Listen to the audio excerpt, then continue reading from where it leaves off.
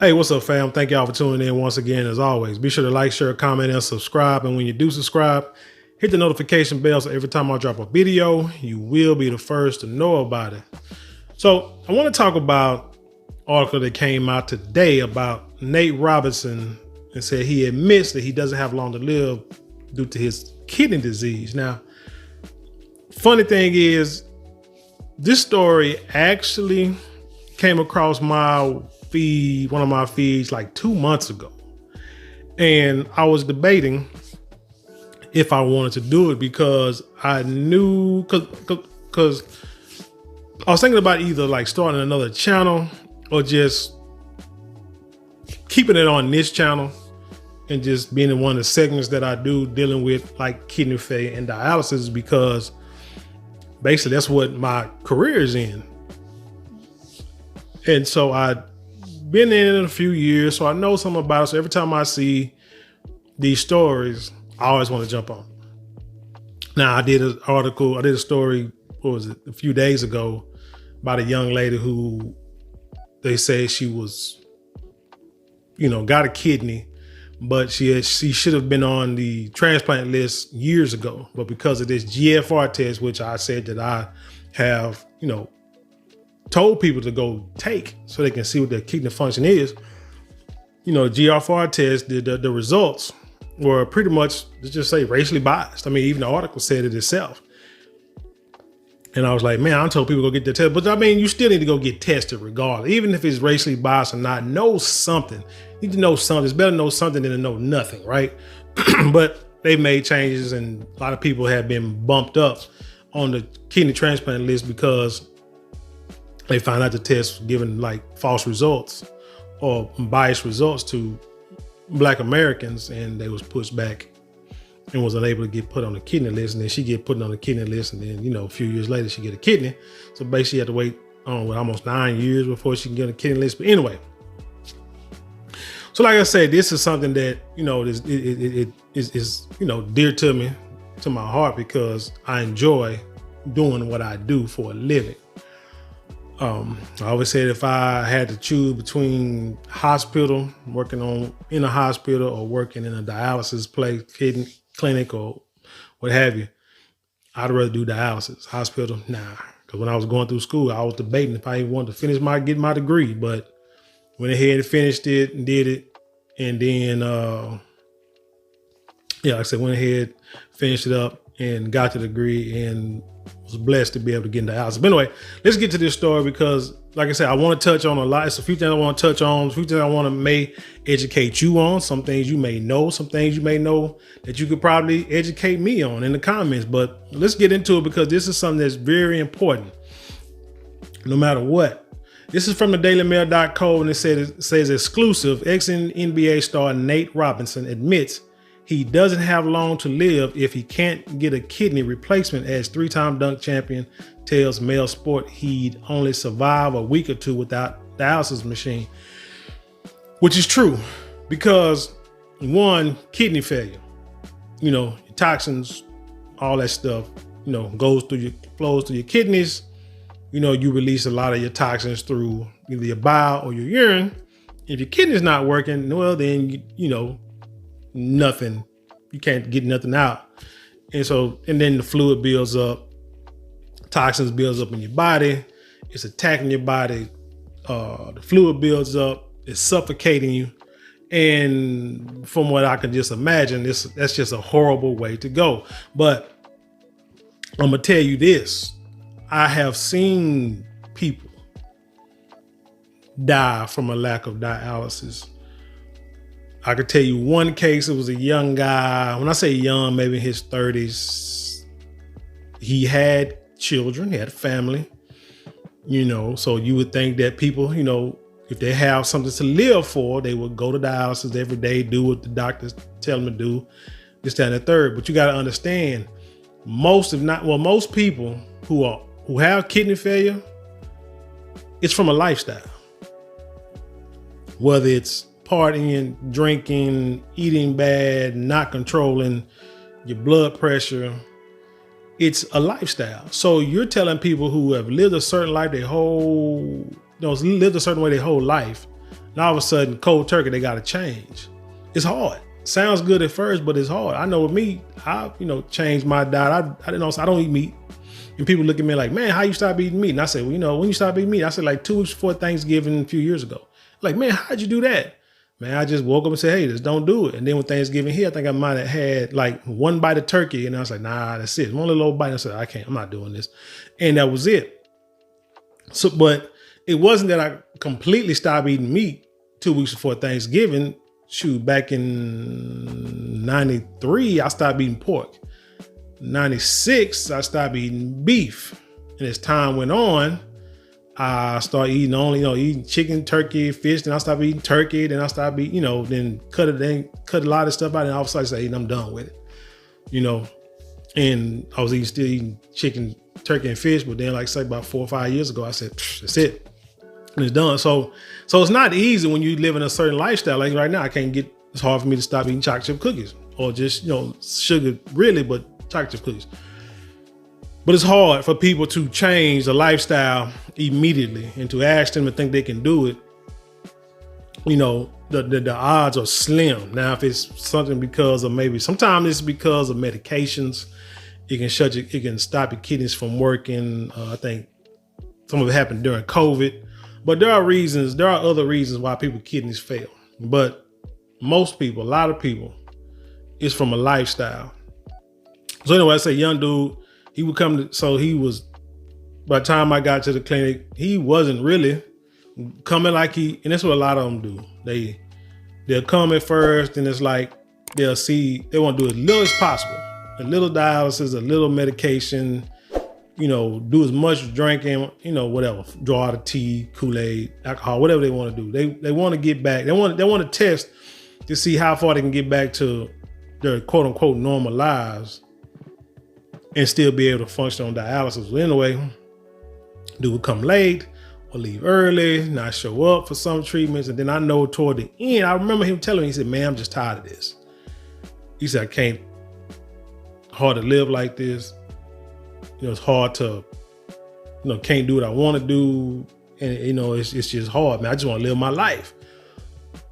And I'm like, dude, the doctor said, you got to do this, you got to do that if you want to live a long time, blah, blah, blah. And he said, man, I'm just tired. And when you hear somebody say that, you can talk to them to death, but when they made their mind, And then before you know it, eventually, he died. It's like, it didn't take long. He said, man, I just want to do what I do. And I like to drink, I like to party, I like to have fun, man. I just want to go out. He said, man, I want to go out happy. Said, this is miserable. And that's what he said. And then there's another guy, I remember, same thing. Well, not same thing. Other guys, they tell you, the first thing they tell you, they know their body. Don't need as much dialysis. It's too much. I got to go to work. One guy, he with mistreatment, he, drove trucks. He show up, don't show up. He on the road. We tell him, hey, you tell him the same spiel, man, you need to go to the ER. You done missed so many treatments. You got to get your labs checked. You got to get your fluid off. What are you doing? He'll fuss at you, fuss at him, So then after a while, he had missed treatments. We thinking the same old thing. You can call her, he wouldn't answer. Call, wouldn't answer. So this time around, same thing. Missed 2-3 treatments. And it's like, man, okay, you got to do a wellness check. Call the police, say, you need to go to this address. He's not, we ain't heard from him in a week. Police call back and they say, oh yeah, we say, hey, we found so-and-so. Oh yeah, where? In the bed, dead. Like, what? And it looked like he'd been here for a few days. People don't understand that your body is, and I said it before in the other video, is one big organism. You got a lot of organs in there that work together to keep the body going. They are there for a reason. They all work together. So when you don't control your blood pressure, you don't control your sugar habits, your eating habits, you don't control your alcohol consumption. You might think, okay, well, that's just going to affect my kidneys. Well, you don't understand. Not affecting the kidneys, okay, high blood pressure. Oh, that's okay. I can deal with it. High blood pressure is normal. No, it's not. Because one is killing your heart. Number two, because you understand that when your heart is pumping that hard, you gotta understand your blood, your body, your whole body is thinking, preserve the most vital organ, which is your heart and your brain. But your heart is number one. If your heart is having problems, that means everything is going toward your heart to make sure that it's working, and mean it's taken away from other organs in your body. Understand that. So, like I say, I've seen, like I know another guy, he was on dialysis, older man, maybe his 50s or 60s. Got on dialysis, new to dialysis. And not even after a couple of weeks, couple of months, he's like, man, I can't live like this. I don't want to do this no more. And I'm done. You know what I'm saying? His daughter would plead with us, plead with him, try to talk him out of it. And then next thing you know, he wasn't coming to the treatment and do it well. You know, we call him, call his daughter, nobody answered, do a wellness check. Next thing you know, daughter calling us like, oh, I'm so sorry, but my dad passed, you know, last week. Or, you know, he said he just don't want to do dialysis no more. So yes, it don't take long. If you stop doing dialysis, I give you a week at the most before your body just shuts down and you die. I know another guy, he was gone. He hadn't been in dialysis maybe like a couple of weeks, and we thought he was either dead or discharged or whatever. And then next thing you know, he's coming in on a stretcher. You can tell he's panicking, struggling. They just bring him in. They're like, where are you coming from anyway? We treated him maybe once or twice, and after that he had passed away. So I mean, this is nothing to take lightly. But well, let's continue. He said Robinson, an 11-year NBA veteran who played for the likes of the Knicks, Celtics, and Bulls, has spent the last 4 years searching for a kidney. Ensured that he'd only survive a week or two without dialysis. Okay, I read that. I know that I don't have long if I don't get a kidney, Robinson exclusively told Mail Sport. I know I'm not going to have long to live, so I just want to make the best of it as much as I can. Yeah, I told you, like I said, this last story I did, woman on a kidney transplant list should have been on there 4 years earlier. You know, I mean, not having a kidney, there are people I know who have been on dialysis for 10, 12 years. Yeah. Up, I think the most I've seen, maybe like 10 to 15. I know 12 years for a fact, but I want to say 15 years. But there are people who have been on dialysis for a long time. And then you have people who may be on dialysis maybe like a few years or even a few months. Just depends on how their body reacts to it, because dialysis is hard. It is hard on your heart, because you're talking about pulling off the fluid you will pull off, you will pee out in 2 to 3 days. Think about this. I mean, let's just say you one day just decided to, hey, let me just pee in a container and see how much fluid that I release peeing in 48 hours. The fluid that you release in 48 hours, your body naturally, how it naturally does it, we do it in anywhere from 2.5 to 5 hours, but on average 4 hours in 3 days. And we're pulling in every other day for three treatments. So whatever you do within 48 hours, and then what's that after that? What's after that? 72 hours? Because skip a day, 24, 48, boom. 24, 48, 72, yeah. So anywhere from 48 to 72 hours, that's the fluid that we pulling off in 4 hours. That's what people, like be tired, wore out after treatment. A lot of times people may pass out on a machine because we're pulling so much fluid. Sometimes people, like say, it works your heart hard. I've seen people go home, hear people go home after treatment, after doing certain treatments, and they pass away because their heart gave out. I mean, it's hard on the heart, but people will come in and they'll be 4 or 5 kilos over, saying, man, pull out 4 kilos. You're like, man, that's a lot, dude. They'll pull out, you need to slow down, but they'll drink that much. They'll have that much, and it ain't just drinking. It's your fruit you eat. Now, you need to eat healthy, yes, but it's like, you eat fruits, anything that got water in it or can turn to liquid, like ice cream, popsicles, watermelons, peaches, vegetables, cucumbers, anything with a lot of water in it, it counts as fluid. Ice, whatever the case may be, snow cones, whatever you want that could turn to liquid at room temperature or has water content, liquid content at room temperature, you got to count that towards your fluids. But if folks drink, like say, 4 or 5, bring in like 4 or 5 kilos, after about a couple of days. And we pulling this off in a few hours, and it is devastating on the heart. So like I said, some people are on dialysis due to lifestyles, and it's hard to change a lifestyle because there's such thing as food addiction, sugar addiction. It's sugar in so much of everything. Salt, needs just salt. It's hard to change. It's hard to say no to this stuff. Your body will go through withdrawal, and it's going to crave it. And the less you give it, the more it's going to want it. And so people are going to try to consume it. So, like I say, it's not an easy thing. This is why, you should make lifestyle changes before things happen. That's why I make food changes, lifestyle changes before something bad happens. I ain't never had high blood pressure. Now, I am overweight, weighed a lot more than I weigh now. I lost weight. And still trying to, still in the process, I'm gonna say trying and still losing in the process. And you have your ups and downs, your battles, but I do things before problems occur, because once problems occur, it's like a car.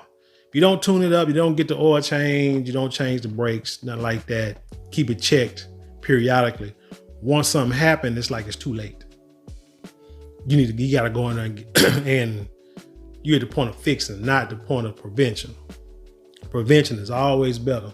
What they say, prepare is better than to repair. Let's see. He continued, some people's bodies reject dialysis, and thank God mine accepts it and I can live. If I didn't go to dialysis, I wouldn't live probably longer than a week or two. So it's serious. Can't miss a day. I go in for 4 hours, 3 days a week, 4 hours a day. And they clean my blood and get my toxins out. And it helped me out a lot because that's how I'm living. Yeah, some people body does reject.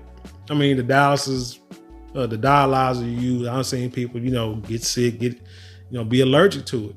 Got to change dialyzers, got to take, medications. When you got a high phosphorus rate, high phosphorus levels, your body can, you do a lot of itching. So it's all medicine is trial and error. That's why they call it practice. All treatments are trial and error. Let's try something. Let's try this blood pressure medicine.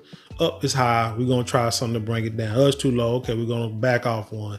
Oh, it's still high. We're going to try something else. It's still high. Okay, we're going to add another one. It's all trial and error when you're trying to correct something, because everyone's body is different. So one size don't fit all.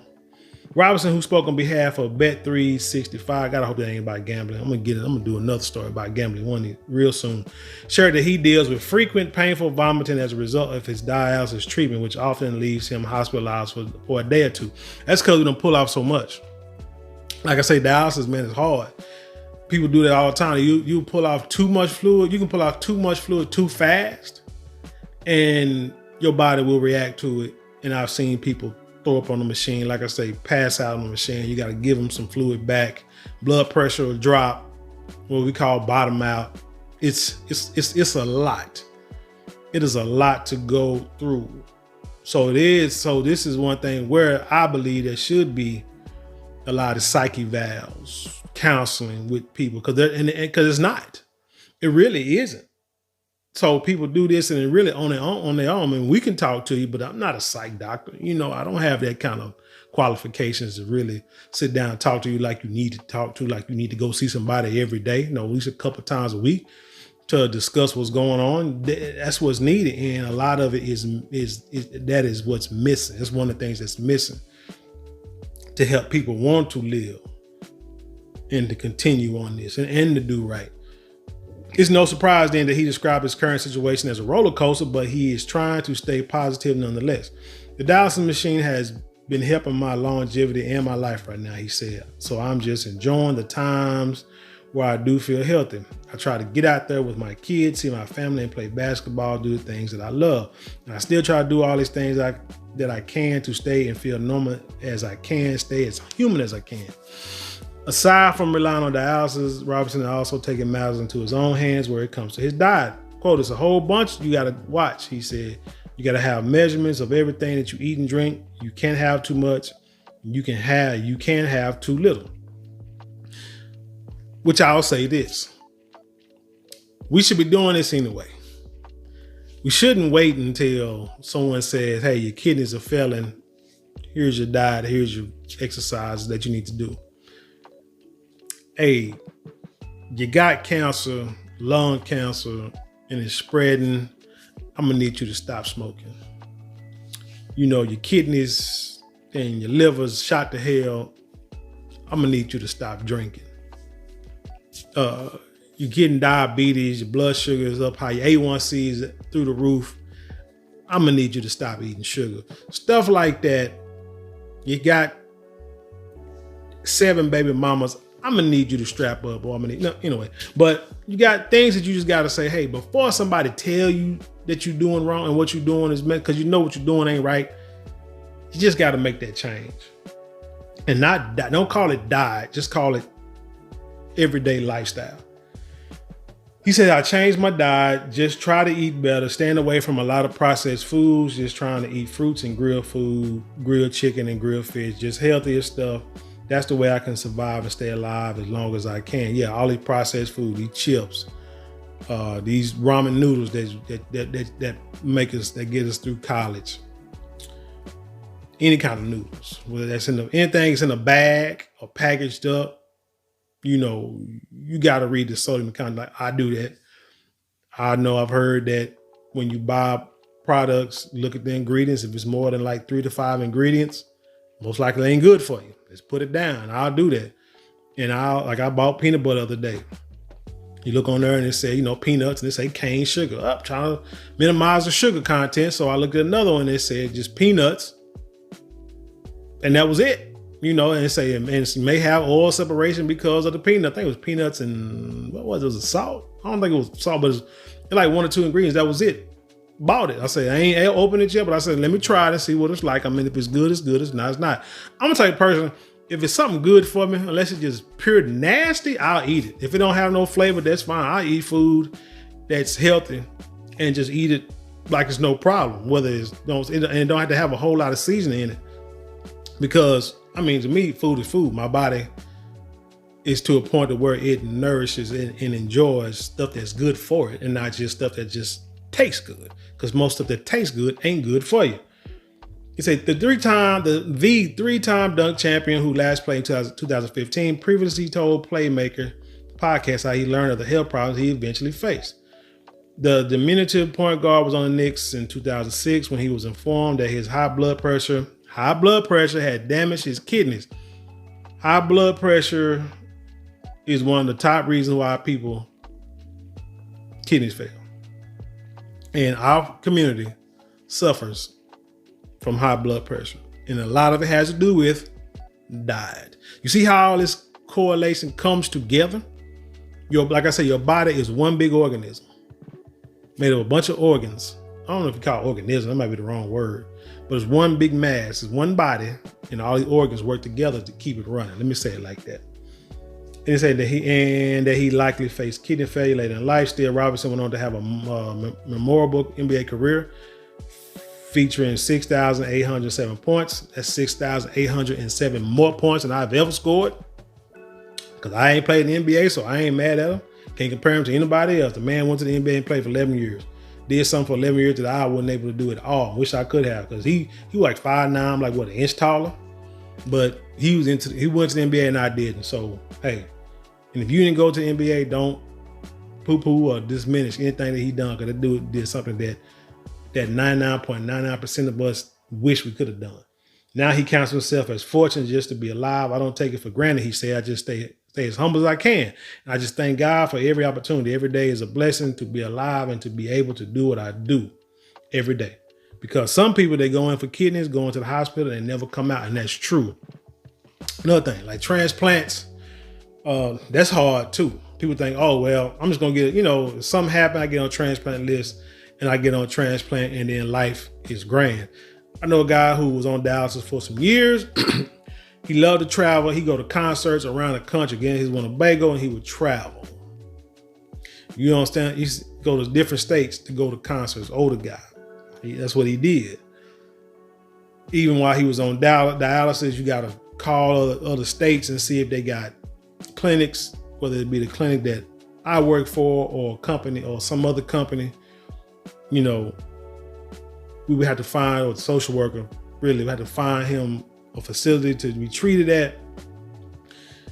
If, you know, so you got to know something like a month in advance before you leave.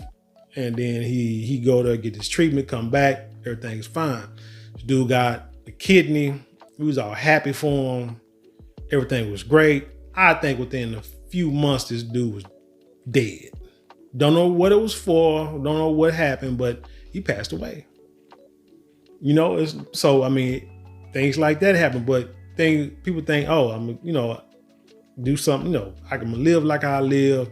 If I get on dialysis, well, like I said, they put a cardiovascular catheter in your chest and it goes straight to your heart. Sometimes it works, sometimes it don't. Sometimes it get rejected. You in their machine going off, it ain't working. Got to send you back to the hospital. Well, I had to send people back to the hospital like 2, 3, 5 times before that catheter, for the catheter put in actually work. Because what happened is it's a foreign body. I'm a little education real quick before I end this. Foreign body. You put something in there, your body's rejecting it. So what is it doing? It's going to attack it, and it's going to try to cover it up. It's you know, especially if it's taking blood out. Oh, it's going to try to, you know, it's going to stuff, you know, what do you call it? It's just going to attack that body. It's going to like cover it up, stop it from working, cover that hole up. And so now you got to go take it out, put a new one in. It's going to keep doing that. And then after a while, your body may just say, okay, this is going to be here. We'll leave it alone. I had people, like I said, send them in to go get a catheter exchange 4 or 5 times. In the meantime, trying to get the insurance stuff right so they can get a fistula or a graft in their arm. You know, that may take weeks or months to put in. And now we're talking about putting 17 to 15 gauge needles, 2 needles in your arm 3 times a week. And you sit on the machine, no control. You got to sit there and trust us to make sure that you walk in that building and you walking out that building. 4 days a week, 3 days a week, 4 hours a day. That's what it is. But like I say, but you get a kidney transplant. It ain't just like, okay, I got a transplant. Now I can go back doing what I'm doing. No, because now you're on medications every day. Every day you are susceptible to infections way more than you used to be or normal people are, because that kidney, your body could reject that kidney at any time. So you're taking a cocktail of medicines to make sure that you survive. But yeah, it's a lot, man. I mean, it is, but if you want to live and you want to survive, you just got to do it. Like I say, some people, everybody, you know, sometimes it just happens. You're on a medication and you see these medications, you see the side effects of a lot of these medications people take. And some of it can be kidney failure. Some of it can be high blood pressure. It could cause some things, which could cause another thing, which could cause another thing, which could cause your kidneys to fail, which is cause your liver to fail, your pancreas to fail, things of that nature, your heart to fail, blood sugar to spike.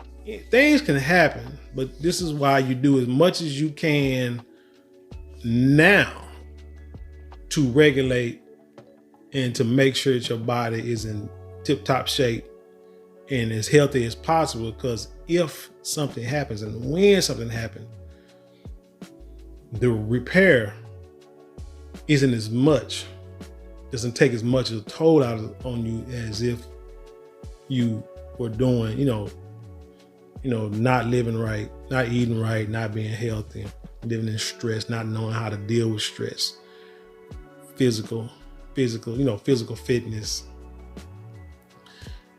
and you mess around and it takes you out a lot sooner than it should have. But anyway, that's all I have on this story. Like I said, I plan on doing more videos dealing with kidney failure, kidney disease and stuff like that, because it is important. It's hopefully it just shows you that, like I say, your body is one big organism and one big body. And like I said, you got organs, they all work together. So I understand, like I said before, like insurance, I don't know who said you're going to separate teeth and eyes from the rest of your body, because you can get an infection in your tooth and it goes to your brain and it kills you. You know what I'm saying? Your eyes can tell you about diabetes and stuff like that. And it can, diabetes can affect your eyes. Well, seriously, become diabetic, and it can affect your teeth too in the long run. And, and your kidneys, how it processes vitamins and minerals and things. It can keep, calcium out your bones. You can't process, like say, phosphorus, and that stuff get high. And then, your thyroid glands, and you got to take medicine for that, and all that stuff affects, like I say, blood pressure, kidney function, how you get rid of waste, and diabetes, and circulation, and how, if your bones, how to keep your bones strong. All that stuff is together. Like I said, so I don't see why they separate eyes and teeth. But anyway, that's all I got for this story for now. I'm sure we'll revisit this topic soon and in the future. But if you got any questions, comments, concerns, hey, leave them below. Let's have a conversation. Let's dialogue. You know how we do here. Support the channel. 4 ways you can support the channel non-monetarily. Like, share, comment, and subscribe. All 4 probably taking no more than a couple of minutes out your day. I appreciate it.